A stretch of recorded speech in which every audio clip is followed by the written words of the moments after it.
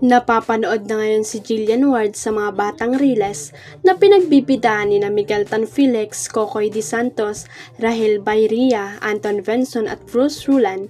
Ayon kay Jillian ay talagang masaya sa taping ng naturang serye kahit na ma-action ang mga eksena rito. Kahit super professional sila, hindi pa rin nila nakakalimutan to have fun. Kumbaga very light-hearted po yung set nila. So feeling ko may enjoy ko to nakangiting payag ni Jillian sa 24 oras. Ginagampanan ng dalaga ang karakter ni Lady na nagtatrabaho sa isang kumbento. Para kay Jillian ay kailangang pakaabangan ng mga manonood ang kanilang eksena na karakter ni Rahel na si Sig.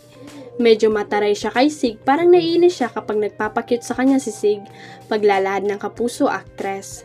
Pinaghanda ang mabuti ni Jillian ang pagkakasama sa action drama series ng GMA. Noon pa raw pinapangarap ng aktres na makagawa ng maaksyong eksena. Gusto ko talagang matry mag-action.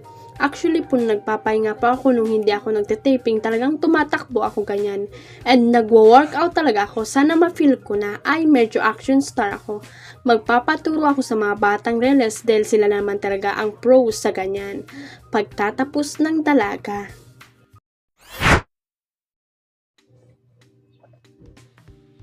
Naglabas ng payag ang music creative director na si Jonathan Manalo hinggil sa kinasangkutang kontrobersya kamakailan lang ng Nation P-pop girl group na BINI.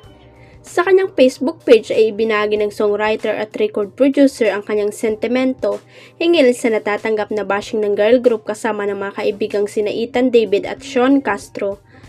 Just like all of us, no one is perfect. Living life in front of an audience is incredibly difficult. There's often no room for mistake, but being faultless is humanly impossible. Panimula ni Jonathan. Sana raw ay huwag nang maging mabilis ang mga tao sa panghuhusga sa pagkakamali ng iba. So let's not be quick to criticize or condemn. Remember that who we are is often shaped by our missteps. Don't judge anyone based on a single episode of their life.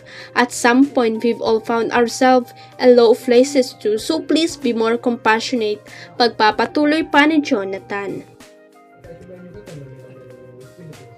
Anya, ang tunay na mahalaga ay kung paano mapagbubuti ng isang tao ang sarili sa kabila ng mga pagsubok na naranasan. Sabi ni Jonathan, that journey of falling, learning, and rising is what makes someone a real role model.